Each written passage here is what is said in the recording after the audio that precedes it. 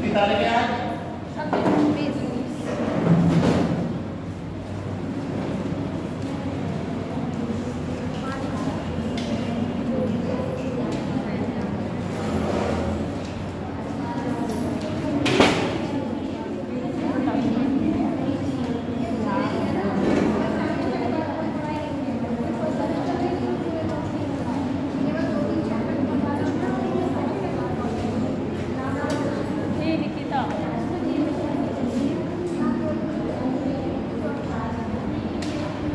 Hello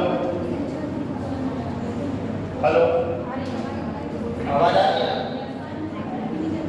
hello अब इधर देखो सामने। मैं एक चैप्टर आपको बताया था, कोई पढ़ के आया? खड़े हो जाओ, बताओ सामाजिक धार्मिक सुधार आंदोलन के बारे में आपने क्या पढ़ा? हाँ जो भी पढ़ाओ बताओ, एक दो लाइन जो भी तुम्हें साहस किया, मुझे ये सबसे अच्छा लगा। चाहे भले ही गलत बताना, लेकिन बताना जरूर। बताओ क्या पढ़ा?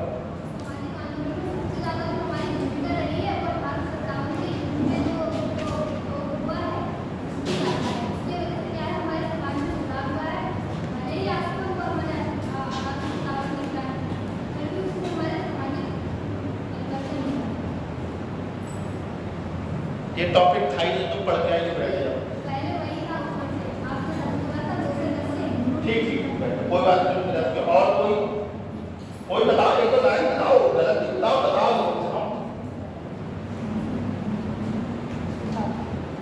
कोई भी भले प्रयास करो यार। हिंदुओं में अंधविश्वास, सती प्रथा और खड़े हो बताओ। हिंदुओं में अंधविश्वास होता था और वो इन चीज़ों पे विश्वास नहीं करते थे कि ओत प्रोत में ज़्यादा मतलब रखते थे अपना। अच्छा। और जब उन्हें ये पता चला कि ये सब चीज़ें बेमतलब की हैं, तो उनमें सुधार आने की वो प्रक्रिया हुई और सती प्रथा और बाल विवाह जैसी चीज़ें और जो वो औरतों को निम्न स्तर पर रखा जाता था। तुम बताओ कुछ। सर शायद आर्य समाज से रिलेटेड यहाँ की बात आई। तुमने पढ़ा कि नहीं, मुझे इतना बता दो, क्यों नहीं पढ़ा बताओ, कारण बताओ कि इस तरह से नहीं पढ़ा। अगर ये काम है तुमने शुरू से किया होता ना, तो अब तक तुम्हारी आदत बनी होती पढ़ने की। चलो सुनो ध्यान से।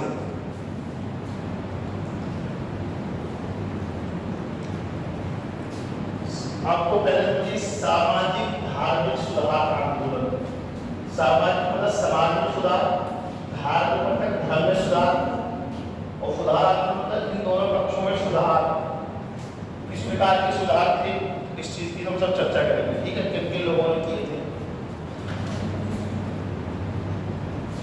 हम यूरोप के संदर्भ में देखते हैं प्रबोधन का युग, 15वीं सेंचुरी में हम देखते हैं प्रबोधन का युग। ये किस पे आधारित था? तर्कवाद, मानवतावाद, विज्ञानवाद,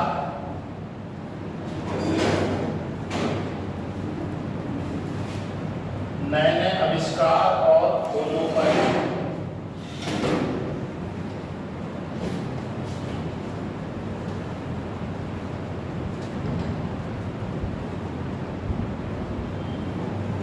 ठीक है,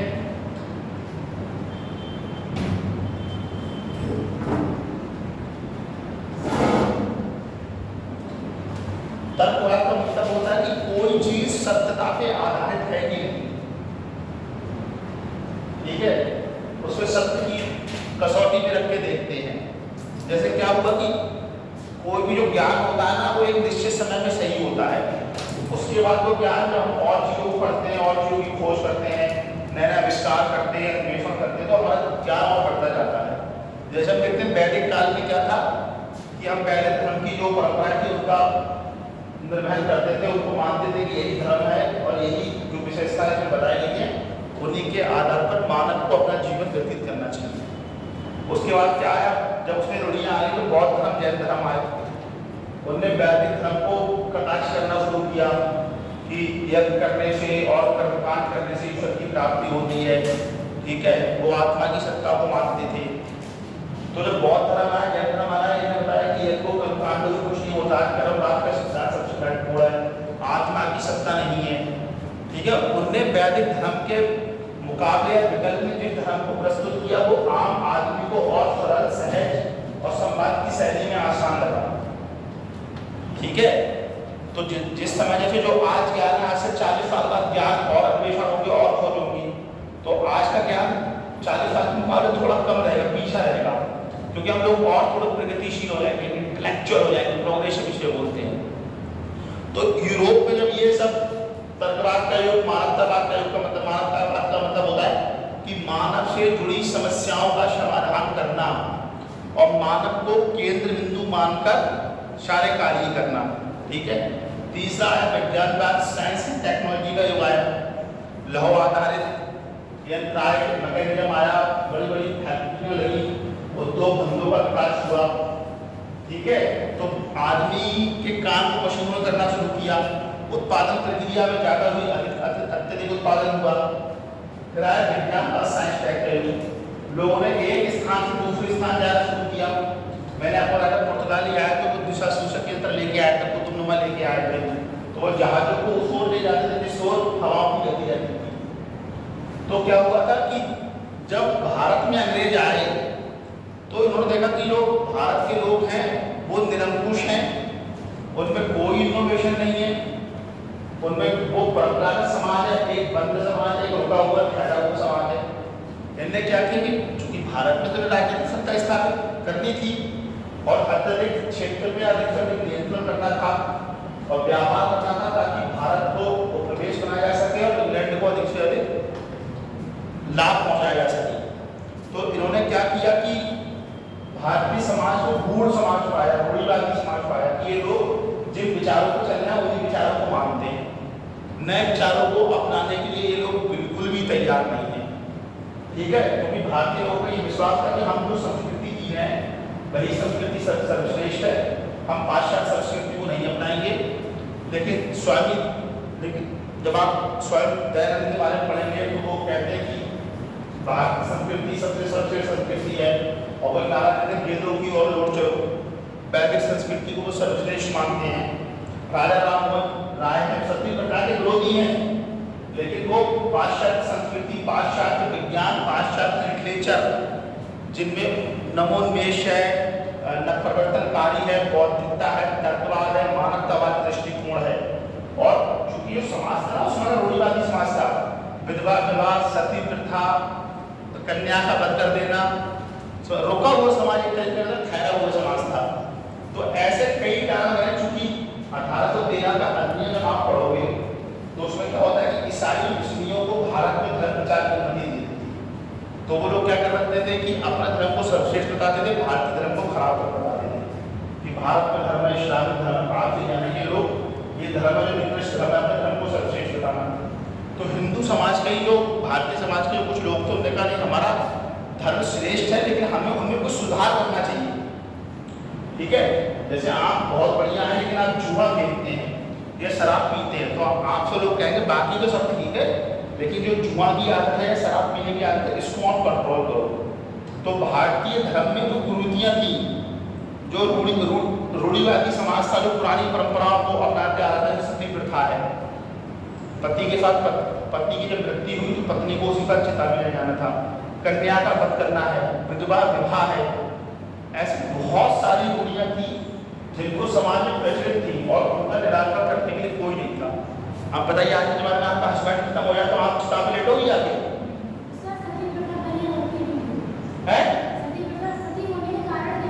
सती प्रथा का मतलब था कि जब कोई व्यक्ति जब समाज में आया है और उसका किसी से बंधन हो गया है तो ये परंपरागत रूप से चल पड़ा कि जब आपका पति मर जाएगा तो फिर आपको भी आप आत्मिक रूप से उससे बन चुकी हैं और आपका जीवन इसी के साथ बंधा हुआ था और आपको इसी के साथ चले जाना है, मतलब आपको कोई दूसरा व्यक्ति ना छुए, छुआछूत ना फैले।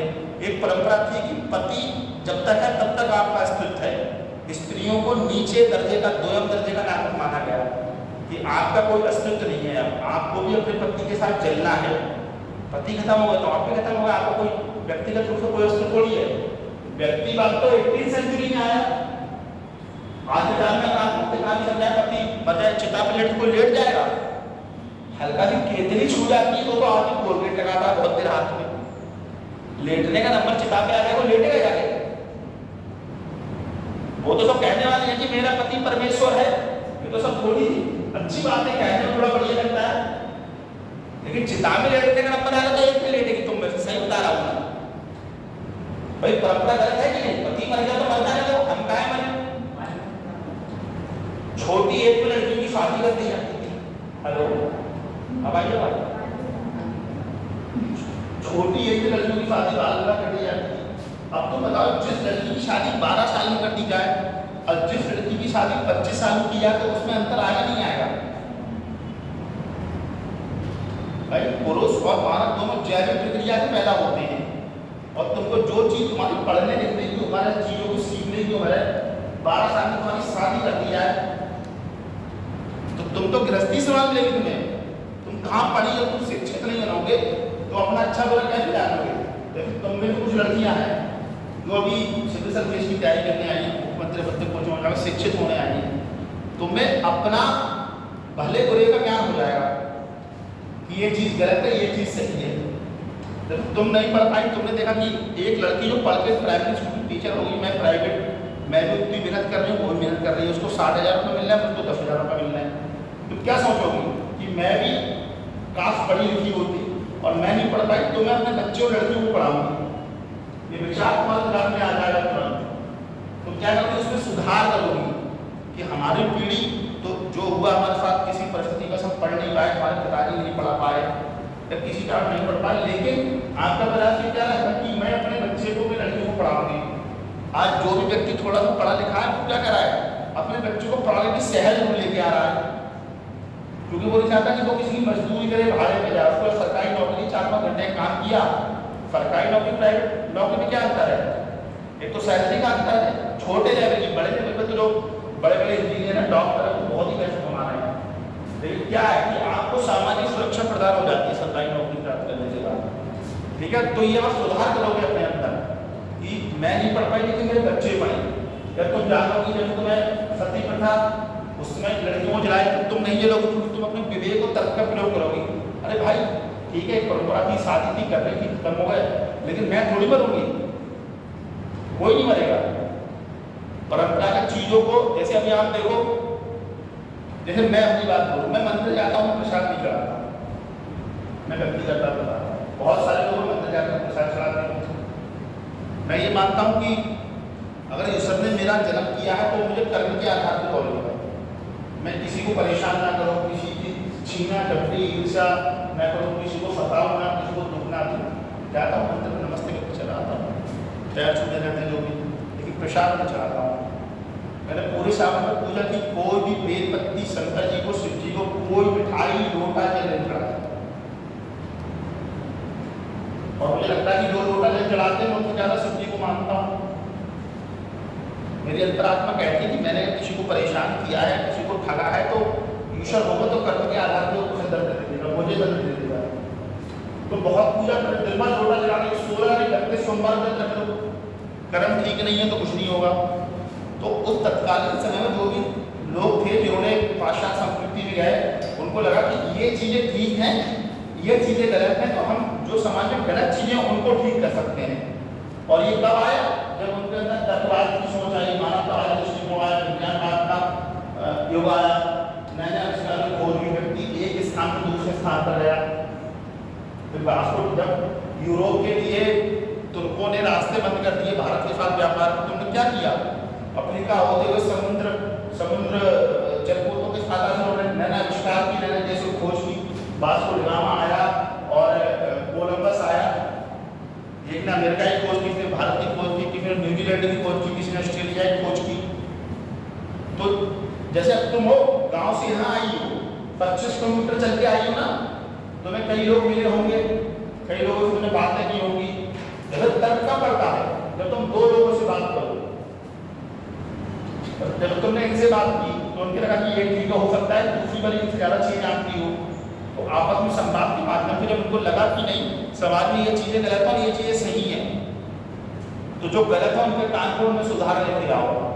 तो तत्कालीन समाज का बिल्कुल रूढ़िवादी समाज था। ब्रिटेन के लोग आए तो ब्रिटिश का कि भारत को वजह से ईसाई बनाया जाए। उन्होंने कहा नहीं, ईसाई नहीं, हम अपने धर्म में सुधार करेंगे, हम क्यों ईसाई बने। पाश्चात्य, इसमें कोई डाउट नहीं है कि पाश्चात्य संस्कृति हमसे बेस्ट है, लेकिन वो भौतिकवाद को बढ़ावा देते हैं, हम लोग आत्मिकता को बढ़ावा देते हैं। तुमने देखा होगा कि तुम्हारे पास बहुत पैसा हो जाए, गाड़ी हो जाए, कार हो जाए, सब कुछ हो जाए, लेकिन फिर भी तुम चाहते हो मानसिक शांति मिले। मानसिक शांति को कम मिलेगी आध्यात्मिकता पास। विवाह का स्तर देखो, यूरोप में 4-4, 5-5 शादी कर रहा है एक आदमी, यहाँ एक से ही जीवन नहीं चल पा रहा। क्योंकि जब तक आपको आध्यात्मिक सुख नहीं है, मानसिक संतुष्टि नहीं है। भाई मानसिक संतुष्टि भी तो जरूरी है। आदमी क्यों सोता है 6 घंटे के लिए, ताकि मानसिक संतुष्टि से मिल सके। तो जो समाज में लोग थे जो थोड़े पढ़े लिखे अंग्रेजी शिक्षा ग्रहण के, क्योंकि अंग्रेजी शिक्षा जारी कर दी गई थी, अंग्रेजी शिक्षा को उन्होंने पढ़ा तो उन्हें ज़्यादा ये चीज़ें गलत हैं, ये चीज़ें सही हैं। तो राजा राममोहन एक तरफ सती प्रथा गलत मानते थे, दूसरों में पाश्चात्य विचार, मतलब यूरोप की संस्कृति को अपनाया। भाई उनकी साइंस हमसे अच्छी है, किसी भी देश को उठा लो, अमेरिका को उठा लो, यूरोप को उठा लो, इंग्लैंड को उठा लो, वो उन लोगों का रहन सहन का जीवन स्तर, आय स्तर, सब कुछ ठीक है हम लोगों के मुकाबले, लेकिन आध्यात्मिक स्तर हम लोगों का ज़्यादा अच्छा है। अभी तुमसे कोई कहे कि कोई मुझसे क्या मुस्लिम बन जाओ, ईसाई बन जाओ, जैन बन जाओ, भाई मैं क्यों बनूंगा? 30 साल मेरी एज होगी तो मुझे तो पता है क्या चीज़ सही है क्या चीज़ गलत है। धर्म चेंज करने में थोड़ी होता है, मानसिक संतुष्टि तो मिले। लोग बहुत धर्म को मान रहे हैं। अभी आपसे कोई कहे कि आप भगवान को मानते हो, हाँ मानते हैं, देना जरा भगवान के नाम पे 1000 रुपये तो आप पे नहीं मिलेंगे। या तो भगवान को नहीं मानते आप, तो यार 1000 रुपये देने से बच रहे हैं आप भगवान के पास जाओ, कहना मैं पेड़ नहीं उठाऊंगा, मेरा IAS में हो जाए, UPSC में हो जाए, देखिए हो जाए। कितना भी मानते हो भगवान को कभी लेट जाना भगवान के आगे पूरी साल भर, कर्म तो करोगे ही ना, तुम्हारी आस्था रहेगी ना, ये आस्था है ना तुम्हारी। लेकिन तुम्हारे मस में तर्क ये आया कि जब तक पेड़ नहीं उठाएंगे, जब तक गोला नहीं बनेंगे सही गोल, तब तक सिलेक्शन नहीं हुआ। और केवल ईश्वर को मानना व्यक्तिगत श्रद्धा है, लेकिन कर्म तो तुम्हें कर्मवाद के सिद्धांत को तुम्हें अपनाना ही पड़ेगा ना। तो यही सारी चीजें हुई 17वीं 18वीं सेंचुरी में। ठीक है, जब आपसे कहा जाए 19वीं सेंचुरी, तो 19वीं सेंचुरी का मतलब होता है 1801 से 1900। ठीक है, 20वीं सेंचुरी से कहा जाए मतलब होता है 1901 से 2000। 18वीं 19वीं सेंचुरी का जो काल तक ट्रांजिशन पीरियड था, अभी भी आप देखते हो बहुत लोग झाड़ा फूकी में विश्वास करते हैं, कर रहा नहीं कर रहा है, लेकिन पढ़ा लिखा आदमी क्या कहेगा, सीधे डॉक्टर को दिखाएंगे। पहले तो विज्ञान नहीं थी, पहले तो सारे काम होते थे, देसी दवाइयाँ, अभी भी देसी दवाइयाँ बहुत कारगर है, लेकिन हर काम में देसी दवाई कारगर नहीं है। जहाँ जरूरत है देसी दवाई को कारगर, जहाँ जरूरत नहीं है तो कहते हैं दवा आपका शरीर नुकसान करेगी। अब आप पढ़े लिखे, आपको पता है कि देसी दवाई में फायदा नहीं होगा, तो इसलिए में इंग्लिश दवाई को प्रयोग करना पड़ेगा, थोड़ी निकल आएगी। देसी दवाई से भी ठीक हो जाएगी, लेकिन अंग्रेजी उपचार करोगे फिर ठीक हो जाएगी। तो आपने तर्क का प्रयोग किया, बौद्धिकता का प्रयोग किया, प्रगतिशीलता का प्रयोग किया। तो उस समय के जो दार्शनिक थे, जो उस समय के बुद्धिजीवी थे, उस समय के जो सामाजिक धार्मिक सवाल आंदोलन पर नेतृत्व कर रहे थे, कुछ लोग इस चीज़ से सहमत थे कि हमारी संस्कृति सर्वश्रेष्ठ है और इसमें जो चीज़ें गलत हैं उनमें सुधार करो। कुछ लोग कह रहे हैं हमारी संस्कृति बहुत खराब है, पाश्चात्य संस्कृति को अपनाना चाहिए, उससे हम लोग के अंदर इनोवेशन आएगा, हम उपयोगितावादी दृष्टिकोण का प्रयोग करेंगे, हम व्यक्तिवादी दृष्टिकोण को मानेंगे, हम विज्ञानवाद के युग में रह रहे हैं। तमाम तरीके की ऐसी जो कॉन्सेप्ट थे जिनके आधार पर उन्होंने चीज़ों को कुछ मानों को सही माना और कुछ मानों को गलत माना। ठीक है, अब आप लिखो कुछ इंटरप्रेट।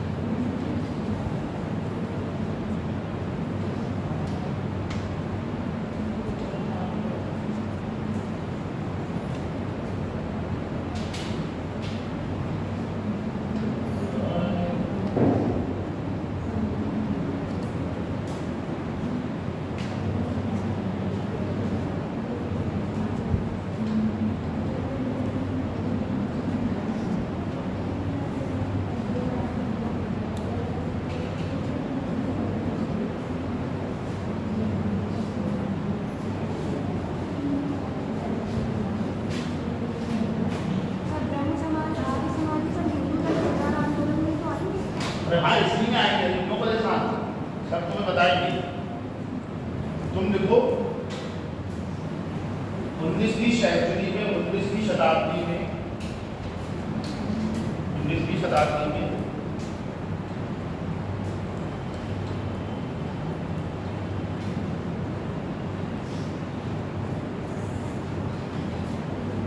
शताब्दी में भारतीय समाज में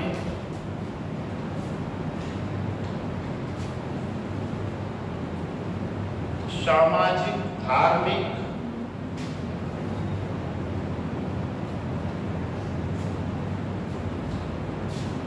एवं सांस्कृतिक रूप से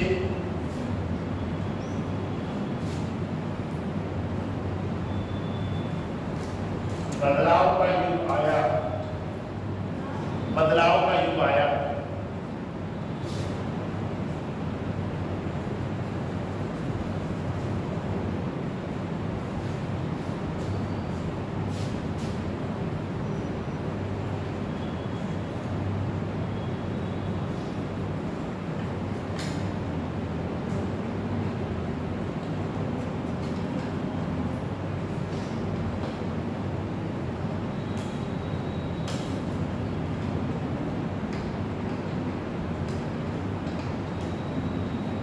इस युग में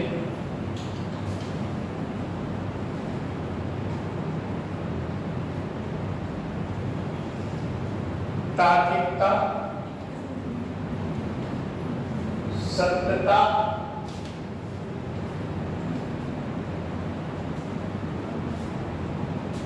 स्वीकारता,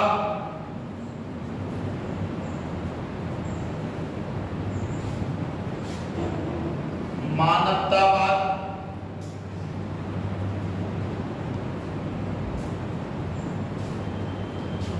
और विज्ञानवाद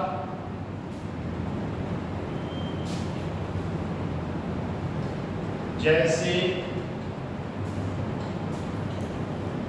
मूलभूत तत्वों ने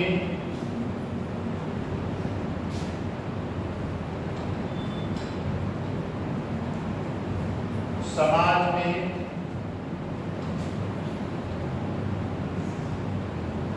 रूढ़िवादी चुनौतियों को मान्यता देते हुए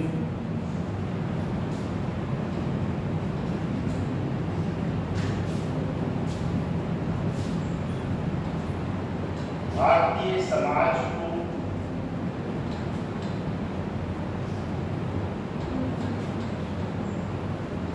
अंदर से बदलने का कार्य किया।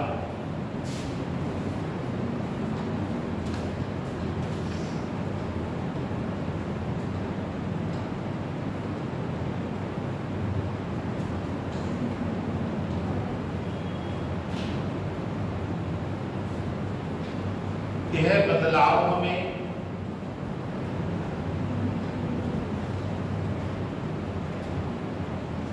हिंदू धर्म सुधार आंदोलन,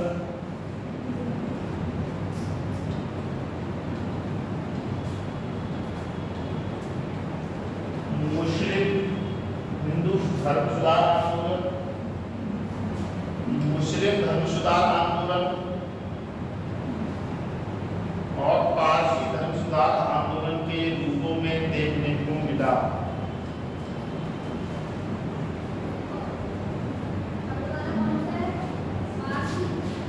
पारसी धर्म सुधार आंदोलन के रूप में देखने को मिला।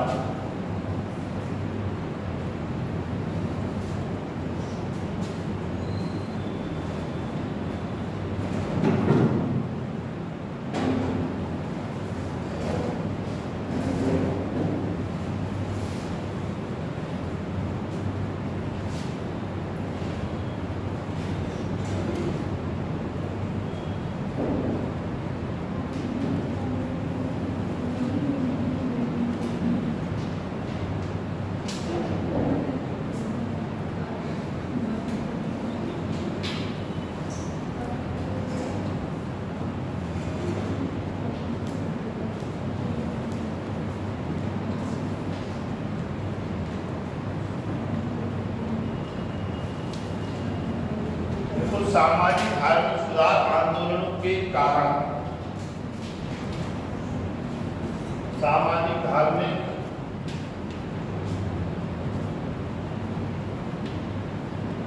सुधार आंदोलनों के कारण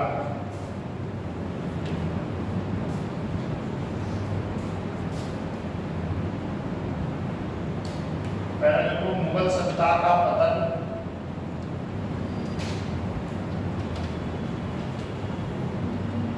राजनीतिक कारण, राजनीतिक कारण, क्या क्या लिखा था? आपका लिखा राजनीतिक कारण, हेल्टर राजनीतिक कारण।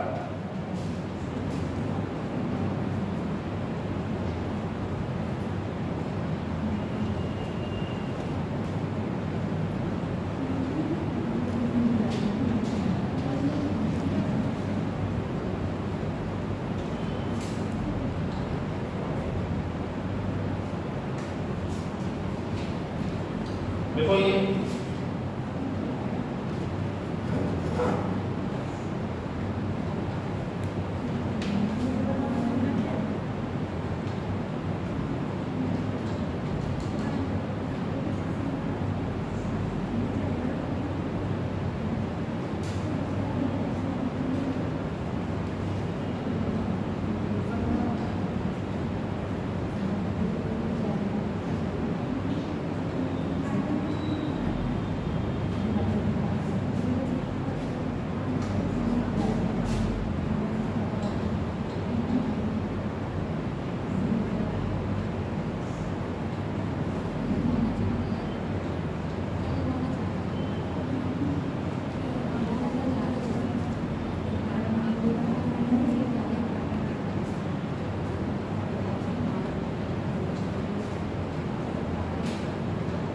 लिख लिया।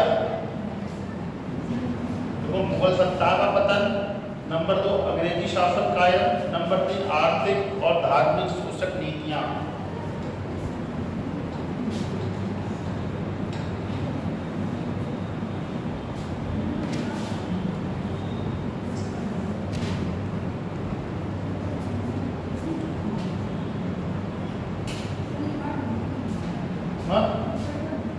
क्या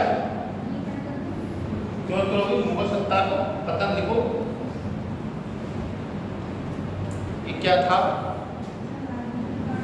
हाँ ये काट दो, काट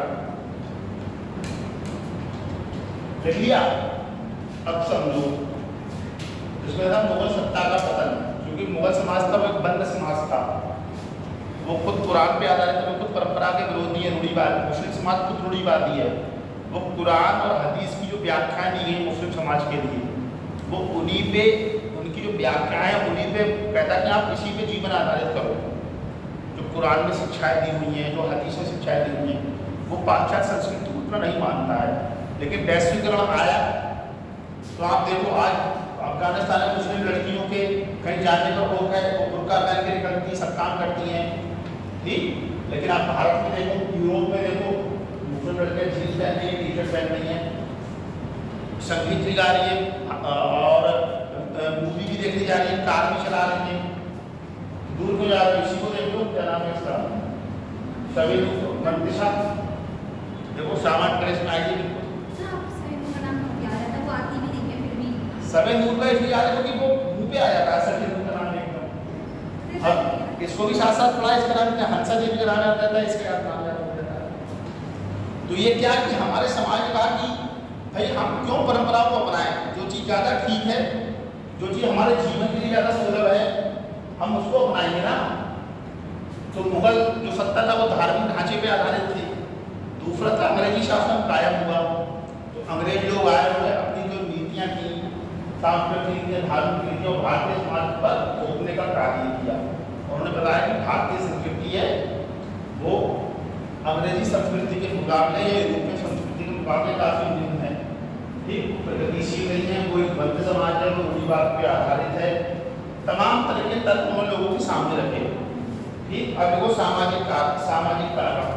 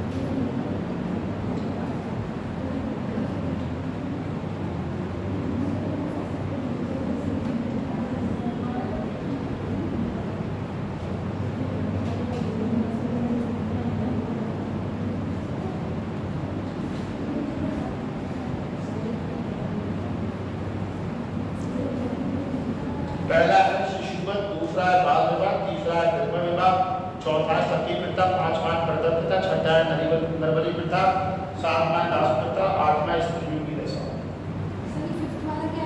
है बाल पर्दा प्रथा।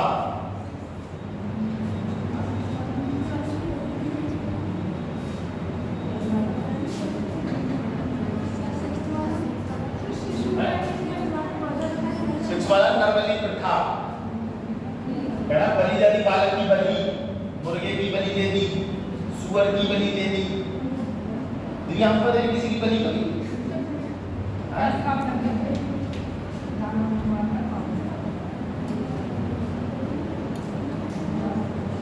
बकरा खा ले तो हम पर हाँ नहीं खा अंडा खा ले। हम तुमसे पूछ रहे हैं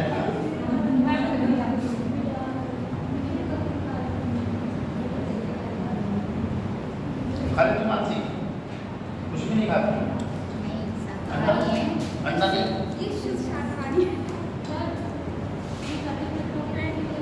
हाँ बहन जी आते जब तो मैं आपको बोल रहा हूँ कौन सा मैं तुम्हें बता दूंगी क्या सती पिता पर्दा प्रथा नरबली प्रथा।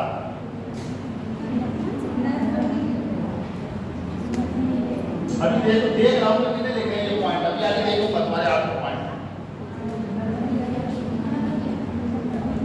और ये लिख लिया दास प्रथा और स्त्रियों की हित के साथ, ये लिख लिया क्यों नहीं लिखा दास प्रथा स्त्रियों की हित के साथ।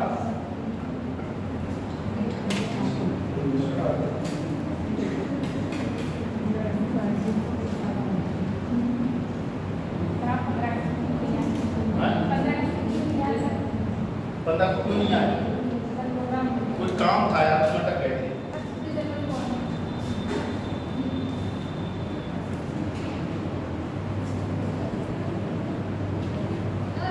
हाँ हाँ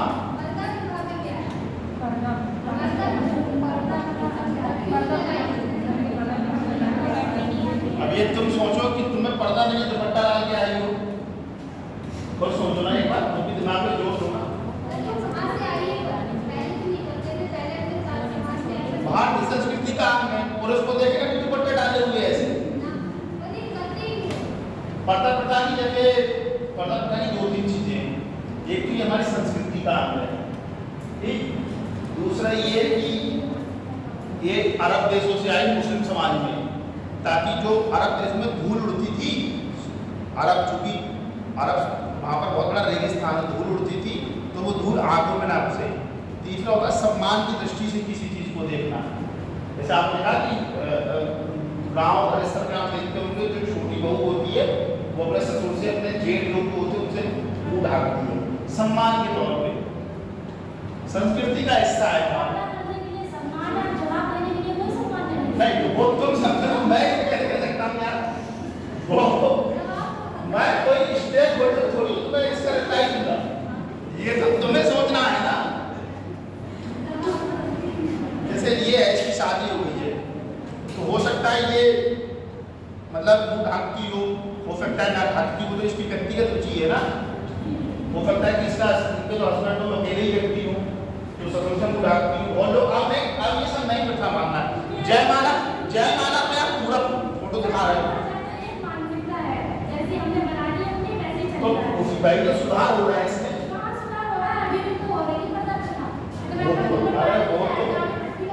तुम्हारी बात ठीक है, तुम्हें अपनी बात कहने का अधिकार है, लेकिन तुम सती प्रथा नहीं मान सकती, अभी मान सकती हो। हाँ भाई तो तुम्हारा अधिकार, हाँ सही बात है, वो कि मेरे भाई शादी विवाह था, सामाजिक परंपरा की वो बात ही।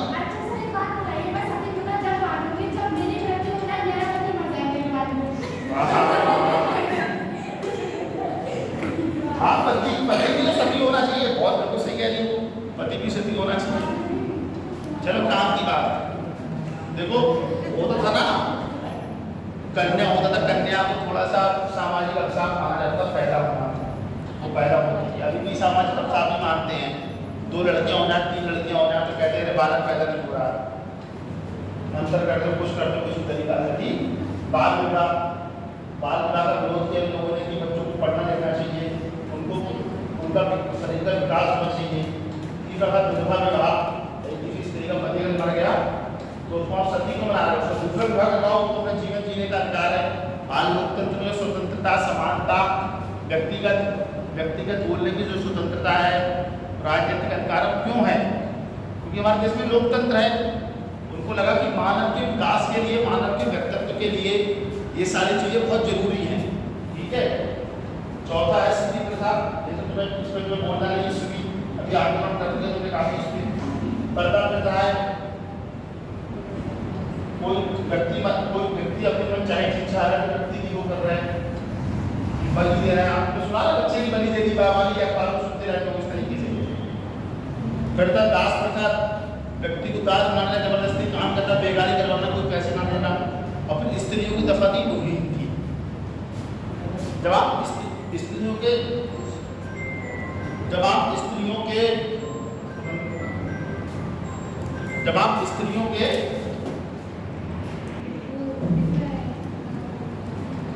मैं क्या बोल रहा था, मैं क्या हाँ, तो अभी भी स्त्रियों के दो पक्ष देखो। जैसे हम लोग कहते हैं कि स्त्री सशक्तिकरण होना चाहिए, वुमन एम्पावरमेंट होना चाहिए। वुमन एम्पावरमेंट का मतलब है सामाजिक, आर्थिक, राजनीतिक, सांस्कृतिक, धार्मिक रूप से उनको अपने निर्णय लेने की आज़ादी, स्वतंत्रता। हम कहते हैं वुमन एम्पावरमेंट होना चाहिए। किसी महिला की दो लड़कियां हों, उसने फिर एक चेकअप करा दिया अस्पताल में जाके, आपने देखा होगा कि यहाँ भ्रूण हत्या अपराध है, अस्पताल में अपराध है, यहाँ भ्रूण चेक नहीं होता है, भ्रूण हत्या अपराध है। तो भ्रूण हत्या अपराध द्वारा गिराया कौन करवा रही है? स्त्री करवा रही, लड़की करवा रही है। भले ही वो उसके पति के मन से हो रहा है, वो उसके विरोध में आवाज नहीं उठा रही। क्यों? क्योंकि वो स्वतंत्र नहीं है अपने निर्णय लेने के लिए, पहली चीज। दूसरा, आप लोगों ने देखा होगा, ये मैं आपकी सामाजिक बात बता रहा हूँ, परंपराएं हैं। आजकल आप लोगों को ये देखने को मिल रहा होगा कि नई लड़कियां आ रही, क्योंकि जब एकांकी परिवार का प्रेशर चला रहे 8-10 साल में, अब वो क्या हो रहा है कि वो अपने व्यक्तिगत परिवार में अपने हस्बैंड, अपने बच्चों के साथ रहना चाहेंगे। उनको सास ससुर के कॉन्सेप्ट से नंदारी ये से कोई बहुत मतलब नहीं है। आजकल आप देख रहे हो बहुत सारे दहेज प्रथा के मामले चल रहे हैं, या उन्हें सीधे बनाते हैं कि भाई मैं इतने लोगों का खाना पहले भी कभी नहीं बनाई, तो मैं अभी भी नहीं बना पाऊंगी। कुछ लोग होते उस पर ढल जाती हैं, जो नहीं ढल पाती कहती बहुत खराब करूँगी, कहती है ना समाज में, खाना नहीं दे रही है। अरे जब उन्होंने घर पे ही सीख के आई, बना के बेचारी पढ़ रही थी, तो तुमको खाना भी नहीं क्या? अरे सुन तो लो, पहले सुन लो यार, काम की बात पूरी बात सुन के उसके बाद बोलना। नौकरी पुरुष भी कर रहा है, नौकरी लड़की भी कर रही है, खाना लड़की ही क्यों बनाएगी? भाई पुरुष भी तो बना सकता है खाना। बच्चा पालने की जिम्मेदारी किसकी है? केवल माँ है, जिम्मेदार माँ पालेगी क्या? पिता तो तुम भी हो ना। लेकिन चूंकि ये शुरू से इस तरीके की प्रथा डेवलप हो गई कि बच्चे का लालन पालन पोषण किसके प्रति रहता है? माँ के प्रति। आप में कोई भी लड़का है, किसी लड़की को अगर लाइक करता है तो अपनी मम्मी को बता देगा, पिताजी को बता देगा, जूता वहीं से शुरू है। कोई भी लड़का हो, उसको अपनी किसी लड़की को उसका पता चलता कि माँ को धर्म का पता होगा। अब वो चुपके से शादी का माँ बाप चुपके से कह देते हैं कि वो लड़की पसंद करता है, लेकिन पिताजी को नहीं कह सकते पिताजी आ रहा है लड़की से मिलने, जूता तैयार है। लेकिन परंपरा नहीं है, इनोवेशन नहीं है ना।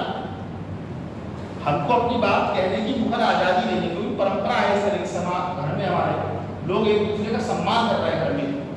ठीक है, मम्मी को आप बता दोगे, मम्मी को भी पता होता है, लड़के की बहन को भी पता होता है, जिस लड़की से उसका अफेयर है, मैं ये बता रहा हूँ।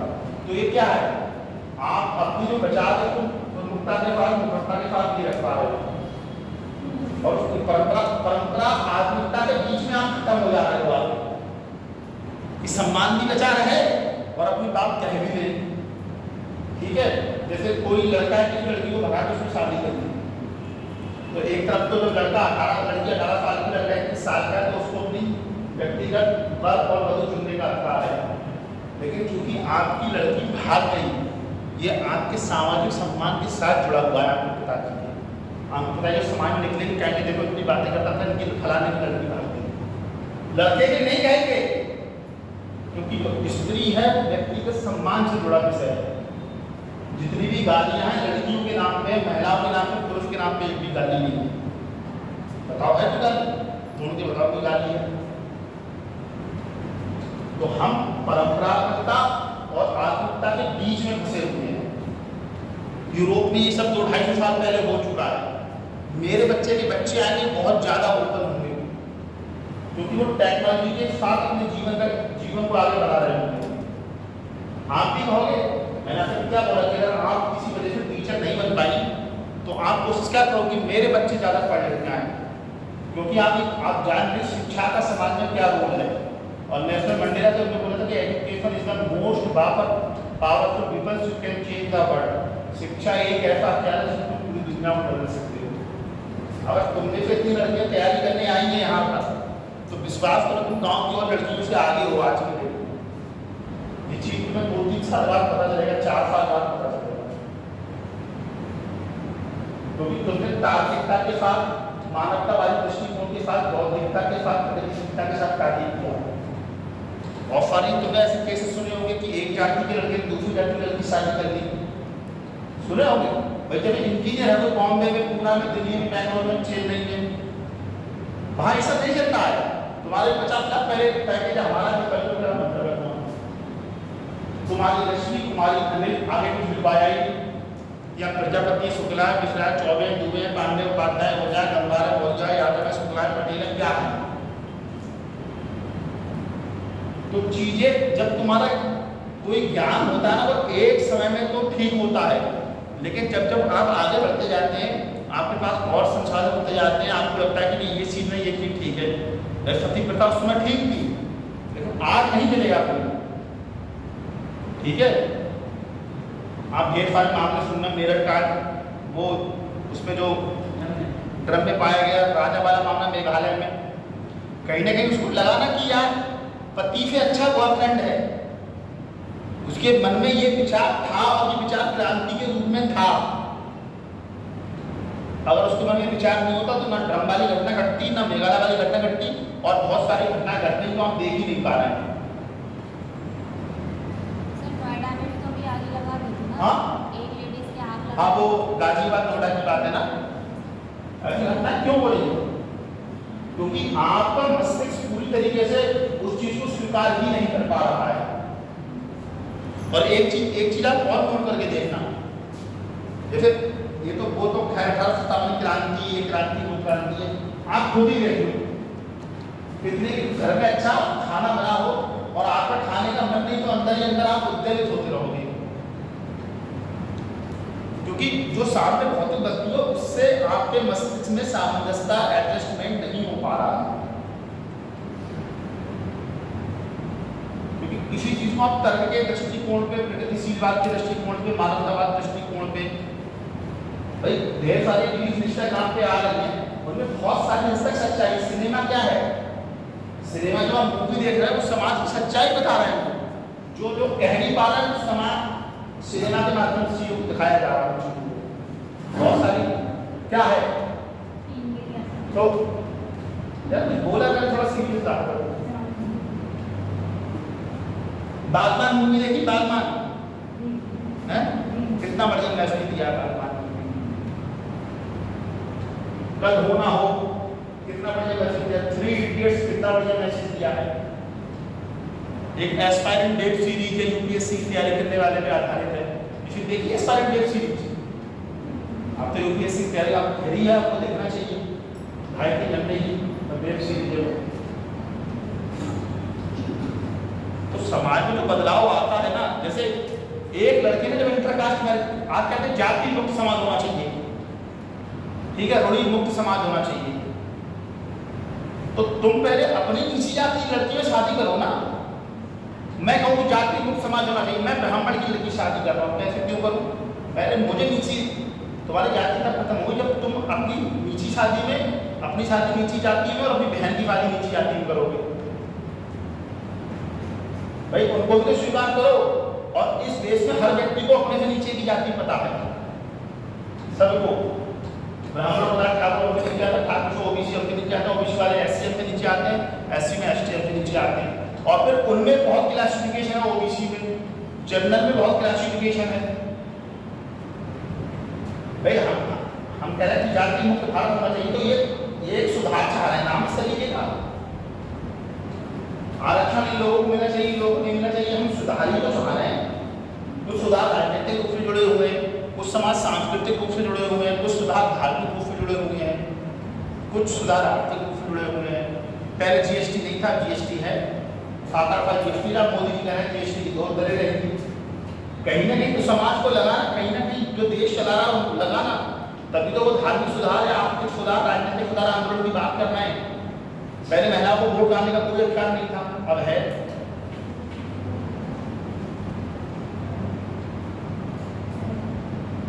कोई भी चीज पहले हम अपने पे लेके देखो और आप उसमें सुधार चाह रहे हो, आप अपने सुधार नहीं चाह रहे, खाली सुधार होता रहे, हाफड़बाजी दुनिया में खड़े हुए यूट्यूब पे खड़े होकर बोल रहे हैं।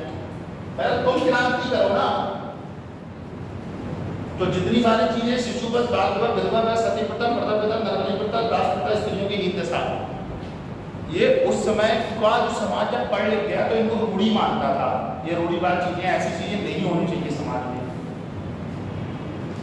आप अभी देखते हो बहुत सारी लड़कियां विधवाई हैं, उन्हें शादी नहीं की, उनकी शादी नहीं हो पाई। बहुत सारे पुरुष की पत्नी खत्म हो गई, उनकी शादी नहीं हो पाई।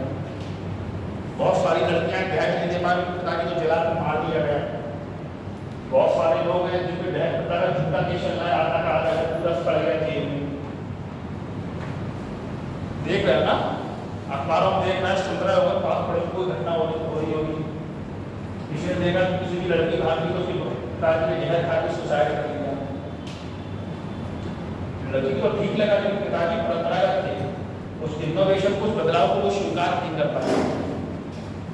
तो जितने भी धार्मिक समाज सुधार आंदोलन हुए, जैसे राजा राम मोहन आए, स्वामी दयानंद आए, स्वामी विवेकानंद आए, मुस्लिम धर्म में सर सैयद अहमद खान आते हैं, पारसी धर्म में बहरा मालावाली है, दादा भाई नरोजी, जो भी अभी आपको आगे पढ़ाया जाता है, सबका मेन मोटो था कि तत्कालीन समाज में विसंगतियां हैं, जो दिक्कतें हैं, जिनसे समाज का विकास नहीं हो पा रहा है, उन चीज़ों को खत्म किया जाए, ताकि जो धर्म है उसमें सुधार किया जाए। कुछ लोग मानते थे कि पाश्चात्य संस्कृति से भारत का विकास हुआ, कुछ लोग मानते नहीं, हमको अपनी संस्कृति में सुधार करना चाहिए। बहुत सारे उदाहरण हैं जो आपको समाज में दिख जाते हैं, मुझे बताने की जरूरत नहीं है कोई।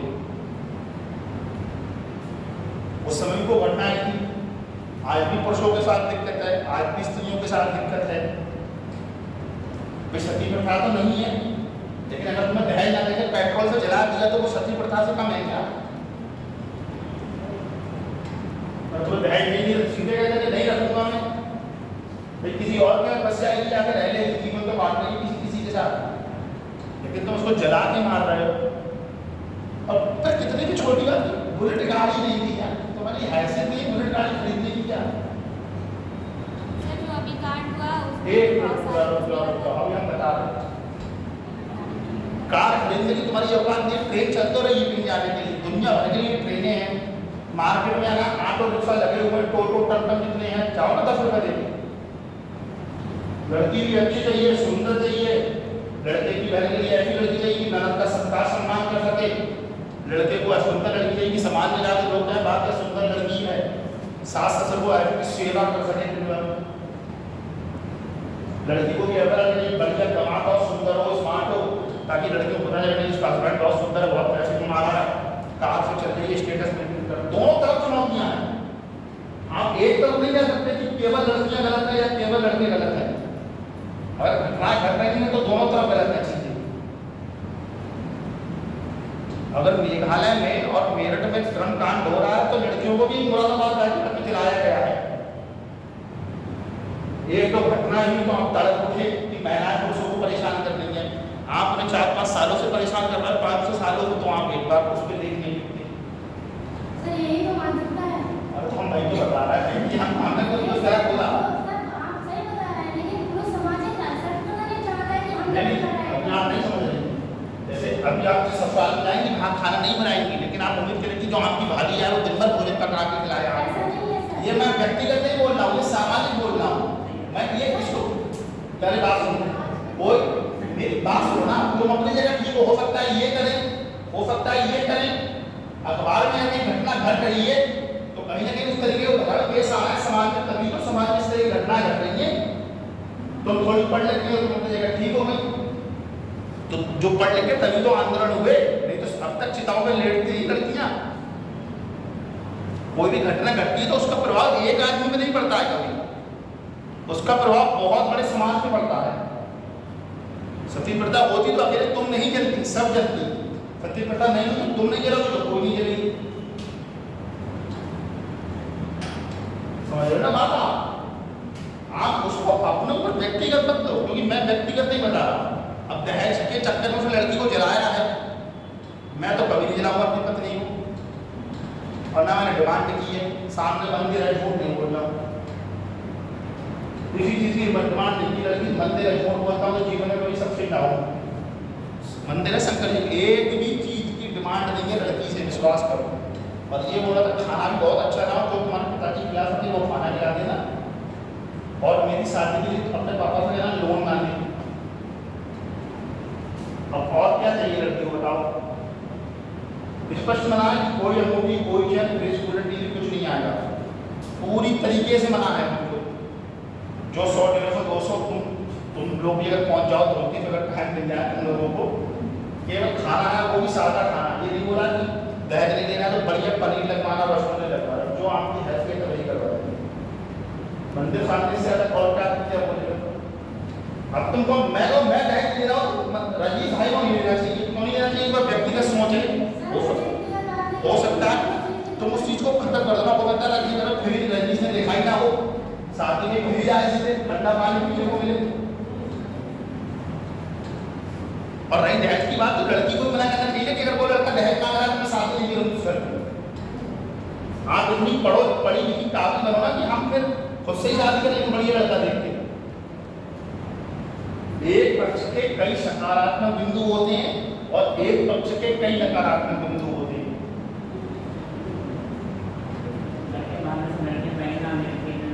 तो दो भाइयों में कभी भी बंटवारा नहीं होता जब तक उस घर में उसकी पत्नियां ना आ जाए। ये बात 100% सत्य और तुम लोग समाज में देख रहे हो। बोलो कभी ऐसा होता कभी दो भाइयों में लड़ाई नहीं होगी। ऐसा क्या कि लोग ऐसा बता रहे हैं, ऐसी कहानियां चला रहे हैं और ऐसे उदाहरण आपको देखने को मिल रहे हैं। बहुत सारे लड़कियां हैं जिनके पिताजी पैसे की वजह से बेचारे अच्छी घर की थी, लेकिन गरीब घर में उन्होंने बढ़िया जीवन चलाया अपना, पढ़ाई लिखाई करके, कोचिंग पढ़ा के, प्राइवेट नौकरी करके। कुछ लोग बहुत अच्छे परिवार के क्यों जीवन नहीं चला पाए। हमारे परिवार के लड़के हैं, चाय नहीं बनाना आती है, कल को क्या होगा? तो वो अपने लिए चाय नहीं बना पाएंगे तो उम्मीद कर रहा है कि वो अपने सास ससुर के लिए चाय बना पाएंगे। फिर तो यही होगा कि वो किससे खाना आता है ऑनलाइन, जोमेटो, स्विगी। हाँ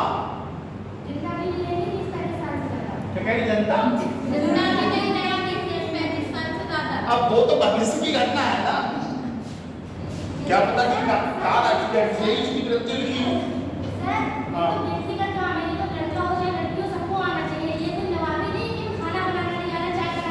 नहीं तो समझ नहीं रही हो ना उस चीज को। तुम जब उसको बड़े हो, जैसे अब हमें खाना बनाना आ रहा है, लेकिन हो सकता है मनीष भाई को इन्हें खाना बनाना ना आता हो। शादी तो मतलब केवल ना कि अपना पेट को खुद भर सके, भले को दूसरों को न बना पाए लेकिन वो अपना खाना अपने बना के खा सकता है। हाँ तो ये इस तरीके का तुम सुधार चाह रही हो ना, है इस तरह का सुधार तुम चाह रही हो ना, तभी तो आंदोलन आएगा, तभी तो समाज बदलेगा। अगर कोई भी पीढ़ी वर्तमान टाइम में 50-60% की चीज को चेंज करती है, बदलाव आ जाता है, बाकी लोग देख के बदलाव ले आते हैं। ये राजनीतिक, सामाजिक। अब आप लिखो धार्मिक कारक।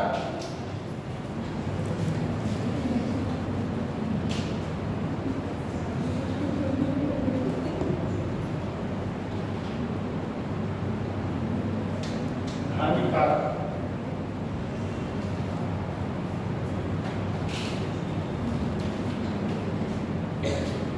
इसमें देखो आडंबर,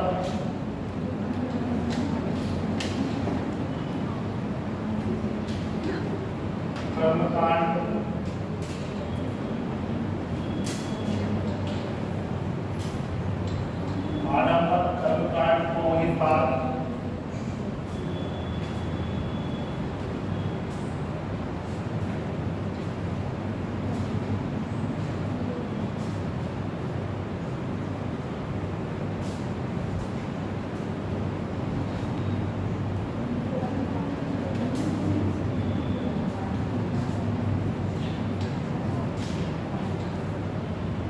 फिर लिख लेना आर्थिक पक्ष,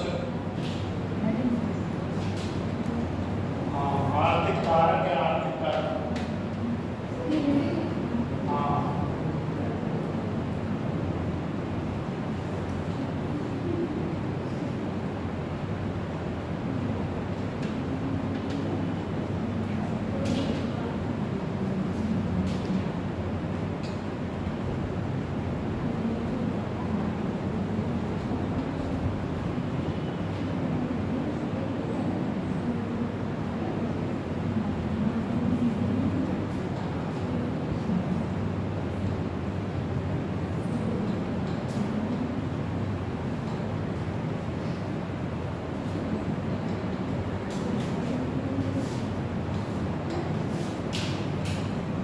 आर्थिक प्रश्न इतना मेरे द्वारा आर्थिक नीतियों के माध्यम से सोचा।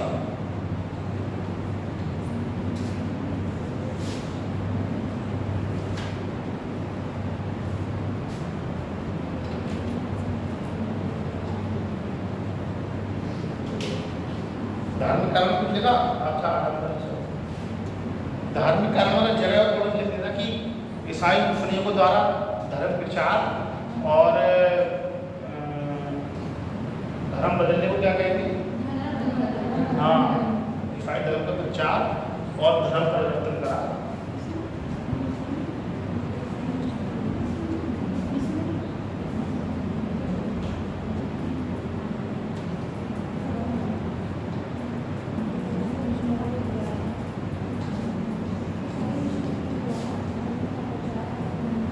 पानी ठंडा पानी में छिड़का बेटा।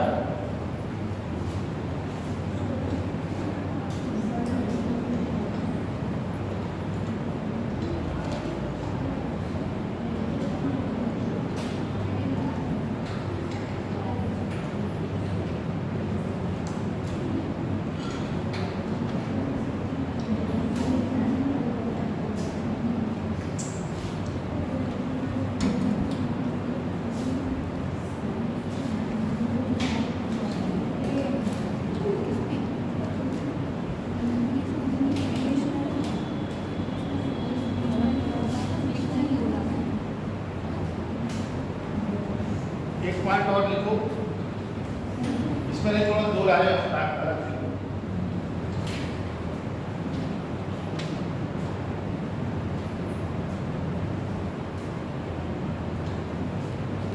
भारतीय लोग जब यूरोपियन संस्कृति के संपर्क में आए,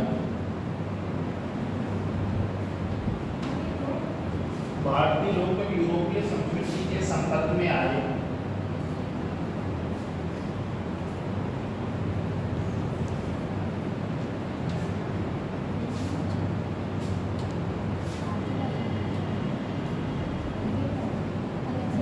भारतीय लोग जब यूरोपीय संस्कृति के संपर्क में आए और जब उन्होंने यूरोपीय साहित्य पढ़ा,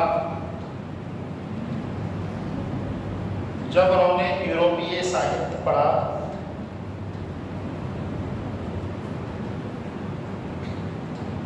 तो उन्होंने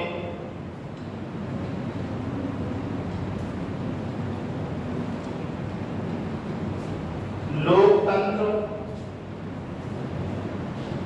स्वतंत्रता, समानता,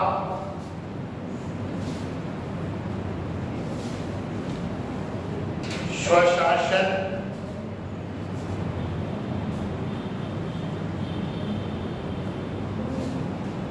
जैसे प्रमुख तत्वों को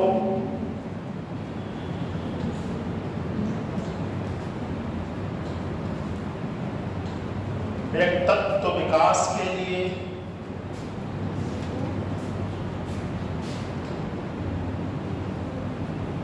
स्वतंत्रता, समानता, स्वशासन,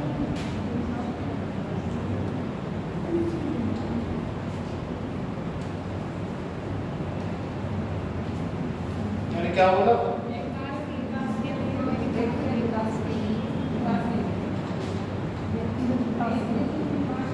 जरूरी समझा।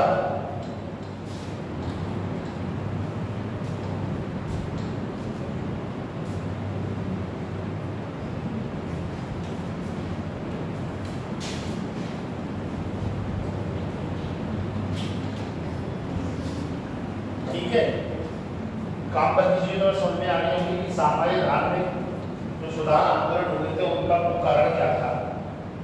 ठीक है, समझ में आ गया। घर जाके एक बार और पढ़ लोगे तो और समझ में आएगा। ठीक है, अब आप कुछ चीजें लिखो, हेड डालो हिंदू सुधार आंदोलन। हिंदू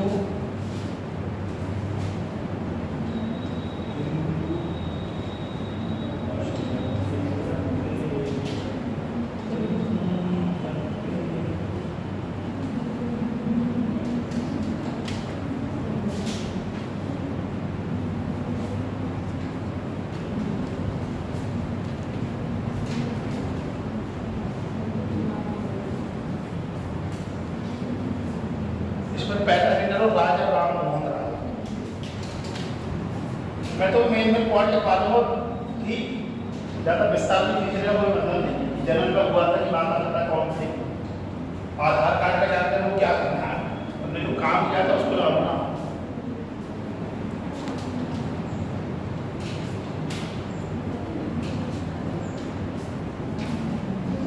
देखो राजा राम मोहन राय का जन्म, ये पूछा क्वेश्चन बता रहा हूँ।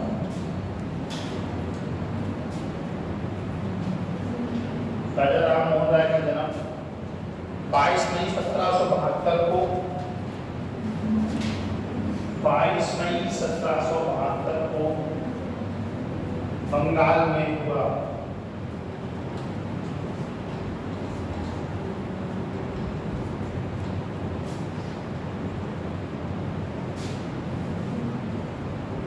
इन्होंने सामाजिक धार्मिक सुधार आंदोलनों में महत्वपूर्ण भूमिका निभाई। इन्होंने सामाजिक धार्मिक सुधार आंदोलनों में महत्वपूर्ण भूमिका निभाई।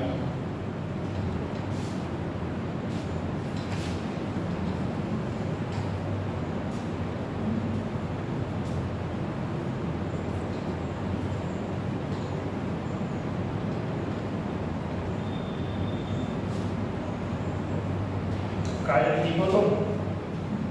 काजल ठीक हो? काजल नाम बोल रहा है? काजल कौन सी? शीतल वर्मा। काजल कौन है? काजल कौन सी?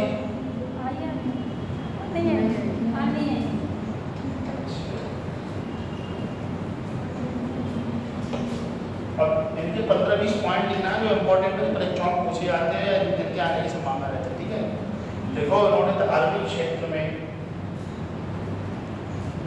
मूर्ति पूजा की आलोचना की। इन्होंने धार्मिक क्षेत्र में मूर्ति पूजा की आलोचना की। माइक माइक हटाकर रखते हैं? ऐसे आवाज आ रही है?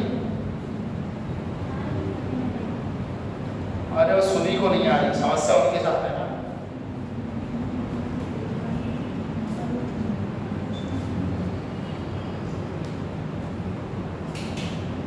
देखो 1809 में अगला पॉइंट है। 1809 में राजा राम मोहन राय की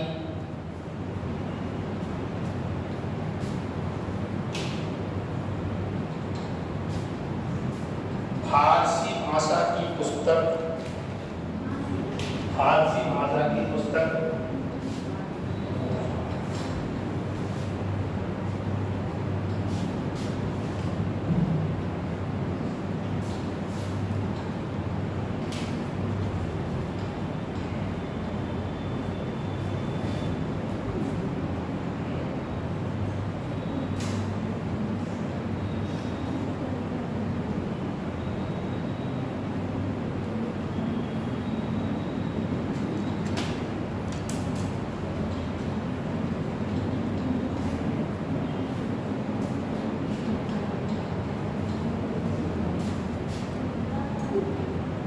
तोहफा उल मुवादीद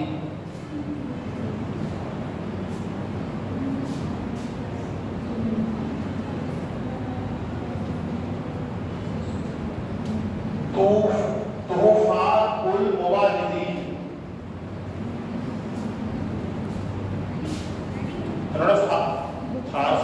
पुस्तक तोहफा उल मुवादीद की रचना की।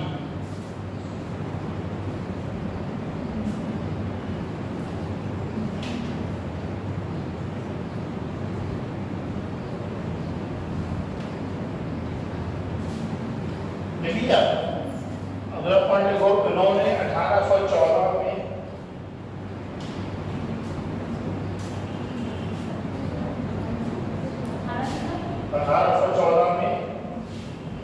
हिंदू धर्म के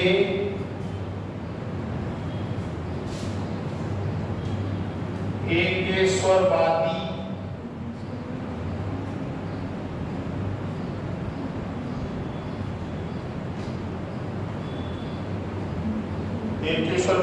मत के प्रचार करने के लिए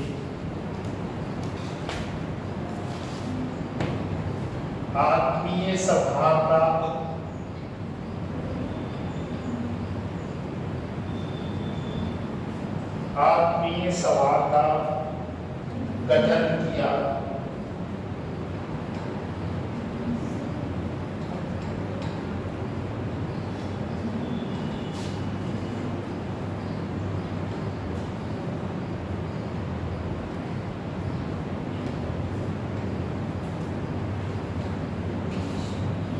अगला पॉइंट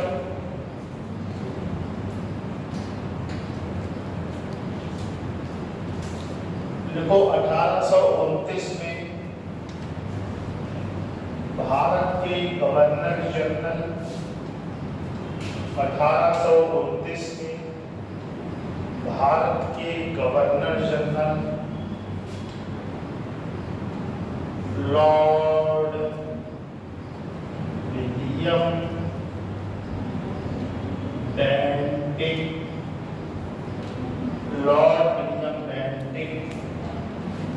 द्वारा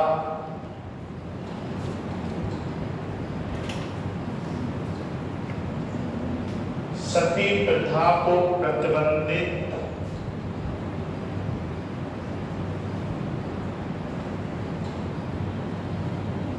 करने के लिए लाए गए कानून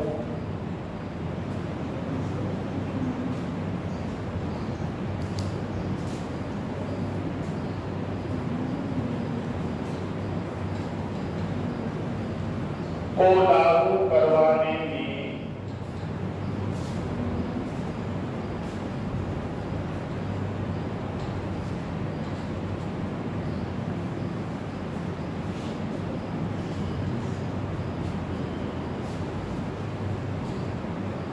सहायता प्रदान की।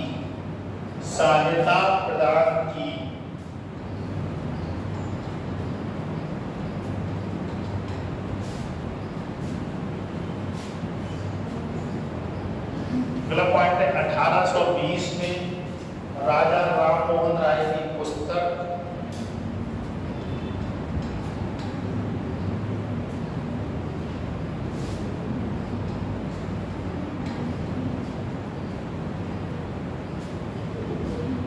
ईसा के नीति वचन, ईसा मसीह नहीं थे, ईसा के नीति वचन शांति और खुशहाली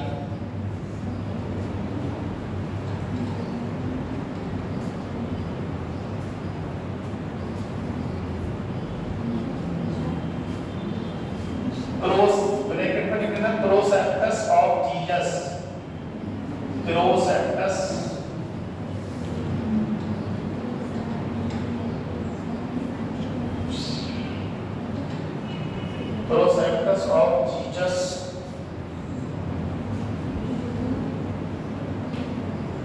का प्रकाशन किया, प्रकाशन किया।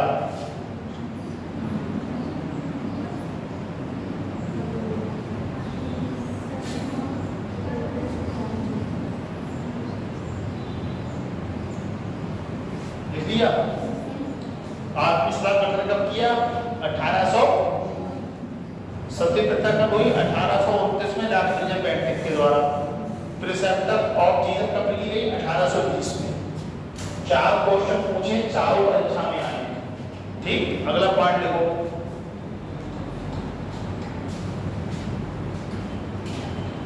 अठारह सौ 21 में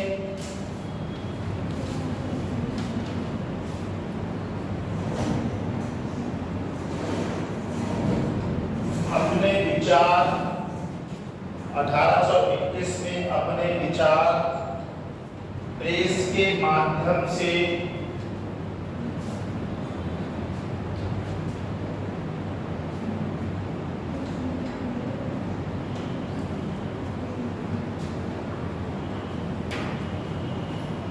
लोगों तक पहुंचाने के लिए, लोगों तक पहुंचाने के लिए संवाद कौमुदी, संवाद कौमुदी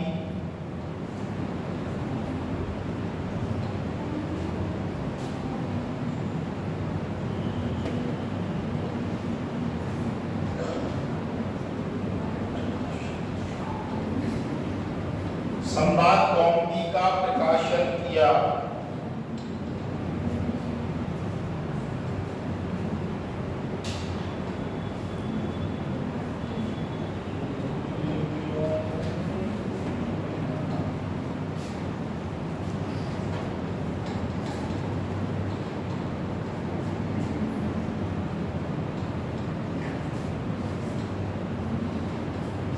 लिखो अगला पाठ लिखो। राजा राम मोहन राय ने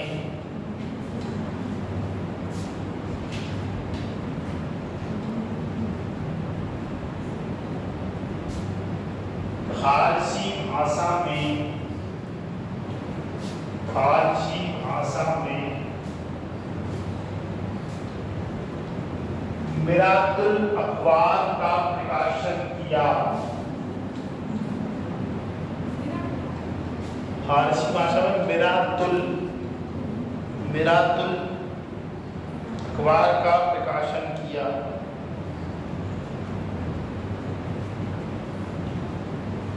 मिरातुल अखबार का प्रकाशन किया।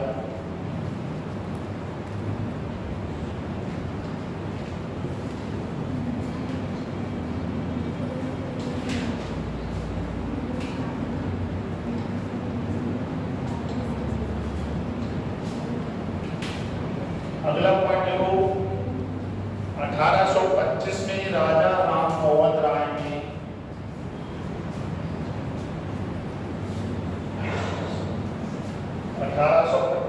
राजा राम मोहन राय ने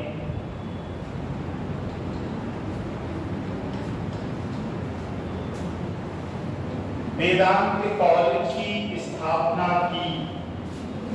हाँ, वेदांत कॉलेज की स्थापना की।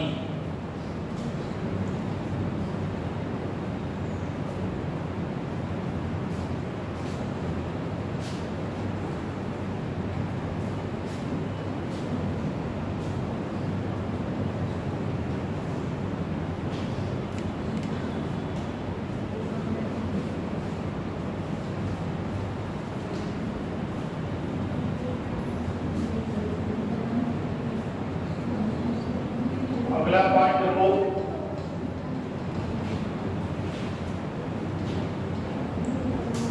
20 अगस्त 1828 को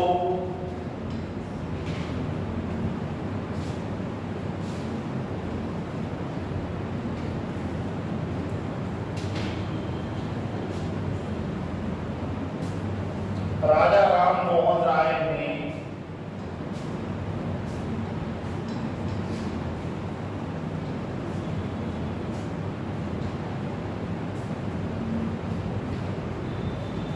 ब्रह्म समाज की स्थापना की।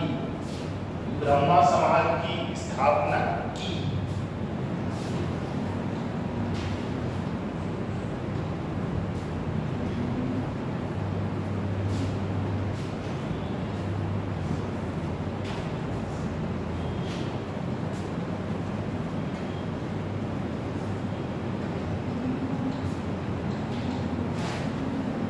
अगला पॉइंट लिखो,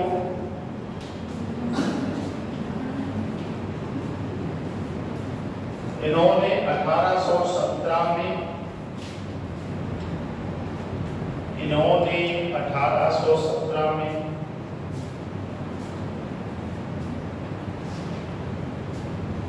कलकत्ता में हिंदू कॉलेज की स्थापना में, कलकत्ता में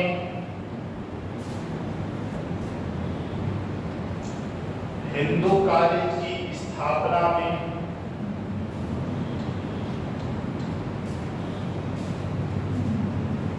डेविड हेयर को सहयोग प्रदान किया।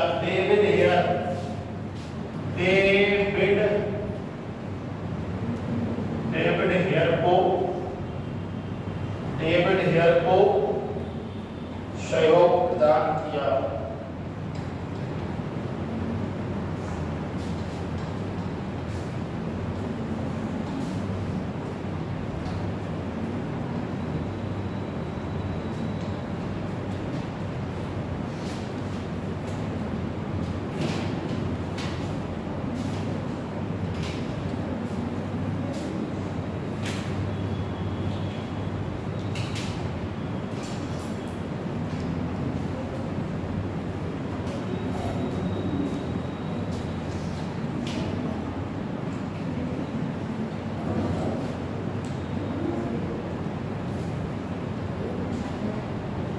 देखो इन्हें 1831 में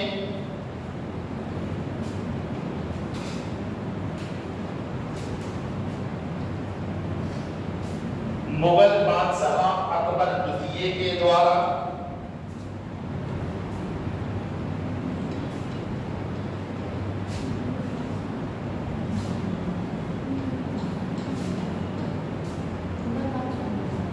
मुगल बादशाह अकबर द्वितीय के द्वारा। बहन जी जब मैं जाऊंगा तो तुम्हें 3 पीडीएफ देके जाऊंगा। क्या नाम है तुम्हारा? हाँ मुस्कान। हमें तो आना हमेशा कहाँ से आते बेटा तुम? पीलीभीत से। अब पीलीभीत से तो सभी आ रही हैं। देश नगर वो तो नहीं।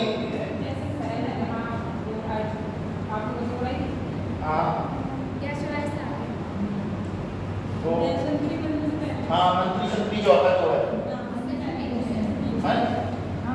मंत्री जी का चौराहा क्यों? जय संतरी जी का चौराहा, जय संतरी जी का मंदिर है। अच्छा मैं वो मंत्री जी का चौराहा। मैंने क्या बोला? मैं भूल गया।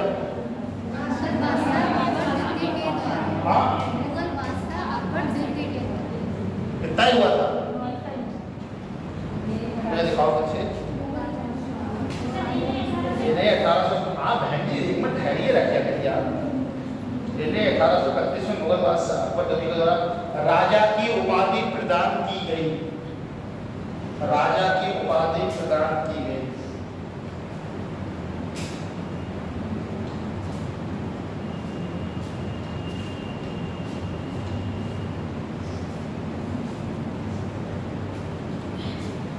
तथा अपने दूत के रूप में, तथा अपने दूत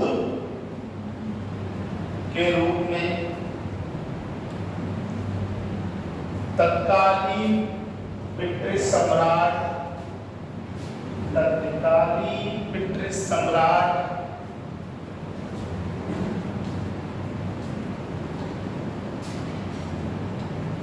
विलियम चतुर्थ के दरबार में भेजा। विलियम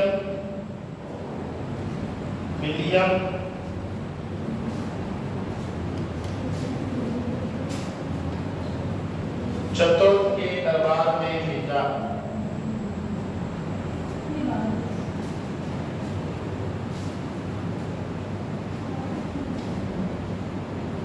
अगला पॉइंट लिखो, राजा राम मोहन राय को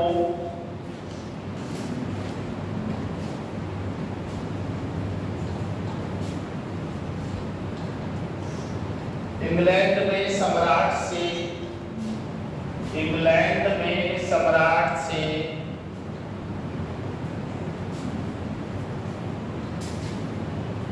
मुगल बादशाह को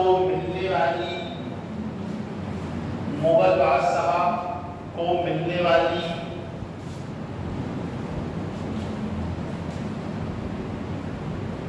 पेंशन की मात्रा बढ़ाने पर बातचीत करनी थी।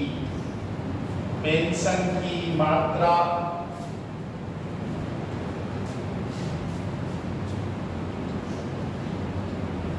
बढ़ाए जाने पर बातचीत करनी थी।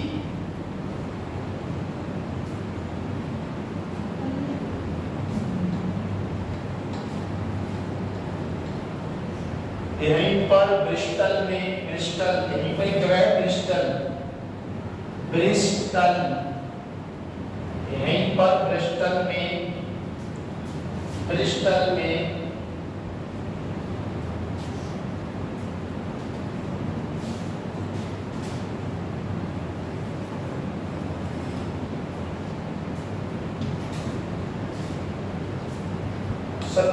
सितंबर 1833 को 27 सितंबर 1833 को राजा राम मोहन राय की मृत्यु हो गई।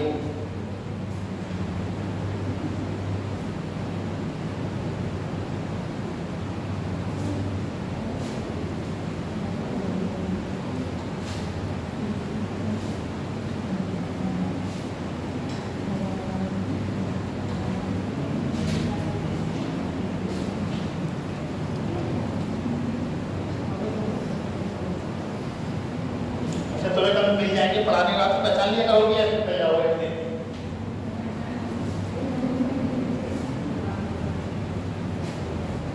क्योंकि हमारा तुम्हारा कब तक क्लास है, उसके बाद थोड़ी यूपी स्पेशली नहीं पढ़ाता तुम लोगों को, यूपी स्पेशली नहीं पढ़ाता। हाँ बहन जी, यूपी स्पेशली नहीं हो रहा है। लिखो, सुभाष चंद्र बोस ने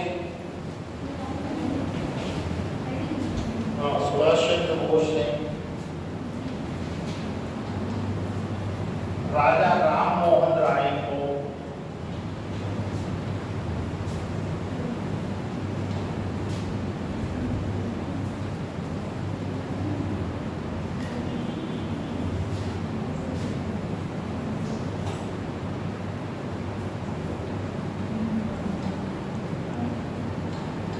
युगदूत की उपाधि प्रदान की थी।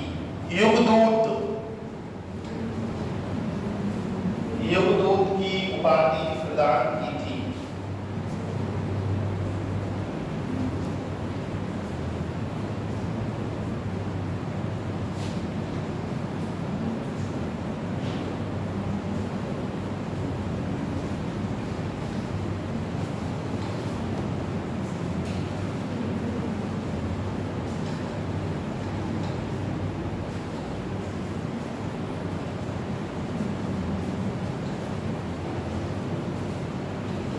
मोटे मोटे तौर पर आज तुमको समझ में आ गया।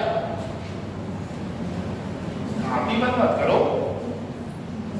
धार्मिक सामाजिक सुधार आंदोलन क्या थे, उनके कारण क्या थे? सामाजिक कारण, राजनीतिक कारण, धार्मिक कारण, सांस्कृतिक कारण। ठीक है, अब ये राजा राम मोहन राय को पढ़ रहे हैं, फिर स्वामी विवेकानंद को पढ़ेंगे, फिर स्वामी दयानंद सरस्वती को पढ़ेंगे। ठीक, फिर मुस्लिम धर्म सुधार आंदोलन आएगा, उसमें सर सैयद अहमद खान को पढ़ेंगे। देवबंद आंदोलन है, उसको पढ़ेंगे। फिर पारसी धर्म सुधार आंदोलन को पढ़ेंगे। उसके अलावा छोटे मोटे और बहुत सारे लोग थे। ईश्वर चंद्र विद्यासागर हो गया, हो गया, और इस तरीके के बहुत सारे लोग थे जिन्होंने अपने अपने क्षेत्र में कोई बंगाल में धर्म सुधार आंदोलन की बात कर रहा था, कोई महाराष्ट्र में धर्म सुधार आंदोलन की बात कर रहा था, कोई उत्तर प्रदेश में धर्म सुधार आंदोलन की बात कर रहा था। केरल में आप जाओगे वहां निम्न जातीय आंदोलन हो रहे थे। केरल में, महाराष्ट्र में जो लोग दलित समाज का, दलित वर्ग था, वो उनके सवर्ण समाज के खिलाफ आंदोलन कर रहे थे। कुछ जगह आपको मंदिरों में प्रवेश करने के नाम पे आंदोलन के बारे में पढ़ना पड़ेगा कि मंदिरों में प्रवेश करने नहीं दिया जाता तो दलितों को, ठीक है। तो इस चैप्टर में ऐसा बहुत सारे आंदोलन पढ़ेंगे जो धार्मिक, सामाजिक, धार्मिक सुधार आंदोलन थे, उनको एक नई दिशा दी, एक गति प्रदान की, ठीक है। और तुम लोग घर पे जाया करो ना, तो एक बार कम से कम पढ़ा करो। जो मैंने बहुत देर का काम तो है, कितना पेज है दिखाना जब, 1 2 3 पेज है। घड़ी में टाइमर लगा के भी आप पढ़ोगे ना तो 7 मिनट में पढ़ लोगे भाई। 1800 में आत्मीय समाज गठन हुआ, 1869 में सती प्रथा को हटाया गया, ठीक है। 1820 में प्रसव आप चीजें लिखी गई, 1825 में वेदांत कॉलेज का गठन हुआ।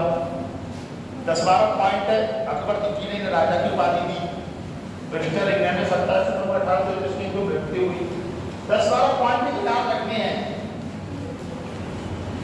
और वही या तो वही पूछे जाते हैं या फिर इतना कठिन। पहले तो पत्नी क्वेश्चन पूछते नहीं, क्योंकि आपने सामान्य अध्ययन, एक सामान्य अध्ययन आपको जानकारी होनी चाहिए। बहुत डीप जानकारी की कोई आपसे डिमांड नहीं कर रहा है कि आपको कोई बहुत डीप जानकारी हो पेपर में। पेपर का मतलब होता है बेसिक जानकारी आपको सामान्य अध्ययन के हिसाब से उस विषय का सामाजिक, आर्थिक, धार्मिक, सांस्कृतिक रूप जो धीरे धीरे बदल रहा है उसकी जानकारी हो। भूगोल में आपसे क्या जानकारी करेंगे, वो जानते हो पर्वत, पठार, पहाड़ क्या होते हैं, सूर्य कैसे निकलता है, कैसे चलता है, तापमान क्या होते हैं, भाप क्या होती है, सागर क्या है, महासागर क्या है, भाई नदी कहाँ है, कौन सी नदी है, कहाँ तक बहती है, किन नदियों की सहायक नदियाँ हैं। तो जो बेसिक चीजें उसकी ही डिमांड करता है एग्जाम में, आपसे कोई बहुत डिमांड नहीं करता है। अगर आप स्पेक्ट्रम ना पढ़ पाओ तो हम एस के पांडे की पुस्तक आती है आधुनिक भारत का इतिहास, वो भी इतनी मोटी, उसको पढ़ लो आप। अगर आप स्पेक्ट्रम ना पढ़ पाओ तो आधुनिक भारत का इतिहास पुस्तक आती है, वो भी बहुत जबरदस्त पुस्तक है, बहुत अच्छी पुस्तक है, आप उसको पढ़ लो। लेकिन आप शांति से बैठ के पढ़ो, ठीक है। जो पढ़ाया जा रहा है कम से कम इसको 4-5 मिनट पढ़ लो घर पे, कल मैं आपसे पूछूंगा, ठीक है।